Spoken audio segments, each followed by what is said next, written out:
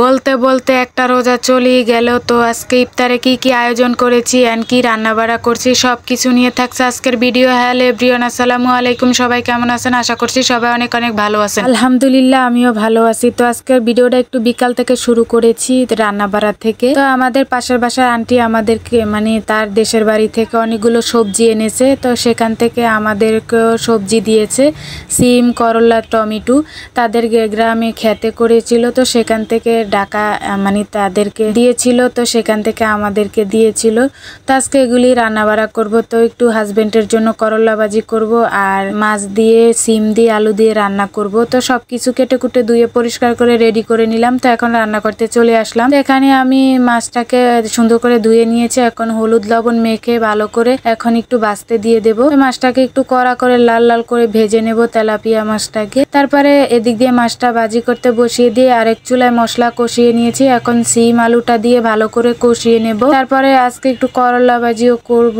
তো এখানে আমি কষিয়ে নিয়েছি আর এর পাকে আমার মাছটা এক পিঠ হয়ে গিয়েছে, আরেক পিঠ উল্টিয়ে দিচ্ছি। একদম কড়া কড়া করে ভেজে নিচ্ছি, দেখতে পাচ্ছেন কিভাবে ভেজে নিচ্ছি। তো যাই হোক, এদিকে আমি একটু করলা ভাজি করব। তো পেঁয়াজটা ভেজে নিয়েছি। এখন করলাটা দিয়ে একটু হলুদ গুঁড়ো আর লবণ গুঁড়ো দিয়ে ভালো করে এই তো তেলের হালকা আছে ভেজে নেব। তো আমার হাজবেন্ডের খুবই পছন্দ করলা ভাজি। তো যাই হোক, এদিকে আমার তরকারিটা কষানো হয়ে গিয়েছে, পরিমাণ মতো পানি দিয়ে দিলাম। তো এখন ভেজে রাখা মাছগুলো দিয়ে দেব, দিয়ে সুন্দর করে ঢেকে রান্না করে নেব। তো এর ফাঁকে আমি অনেকক্ষণ ধরে রান্না করে নিয়েছি। এই তো আমার করলা ভাজিটাও হয়ে গিয়েছে, তো এখন তরকারিটাও হয়ে গিয়েছে। তো সব কিছু নামিয়ে নেব। তো আজানের আগে সব কিছু রান্নাবাড়া কমপ্লিট করে নিয়েছি। তো এখন ইফতার বানানোর জন্য চলে যাব। তো আজকে ভাজা পোড়া কিছুই ঘরে বানাবো না, সব দোকান থেকে কিনে আনবো। তো হাজব্যান্ডকে বলছিলাম আর সে সব কিছু কিনে দিয়ে চলে গেছে তো তার কাজে। তো এখানে আমাকে আখের রস এনে দিয়েছে, তারপরে এই তো অনেকগুলো ফল এনে দিয়েছে। তো বলছে এগুলো দিয়ে ইফতারি করো আর সে পরে এসে খাবে। তো যাই হোক, এদিকে আমি ফলগুলো একটু ঢেলে নিলাম। তারপরে এই তো ভাজা পোড়া এনে দিয়েছে। তো এখানে বুট এনেছে, বুরিন্দা এনেছে, তারপরে পেঁয়াজু, তারপরে আলুর চপ, এরপরে বেগুনি সব কিছু এনে দিয়েছে। তো যাই হোক, সব কিছু ঢেলে নিয়েছে। তো কালকে রাতে অনেকগুলো খেজুর এনেছিল, তো খেজুরগুলো একটু বাটাতে ভরে রেখে দিচ্ছি। তো অনেকগুলো খেজুর কালো কালো। তো সব কিছু রেখে টেকে এই তো শরবত বানাতে চলে আসলাম। তো লেবু এনে দিয়েছিল হাজবেন্ডে, তো লেবুর শরবত বানাবো।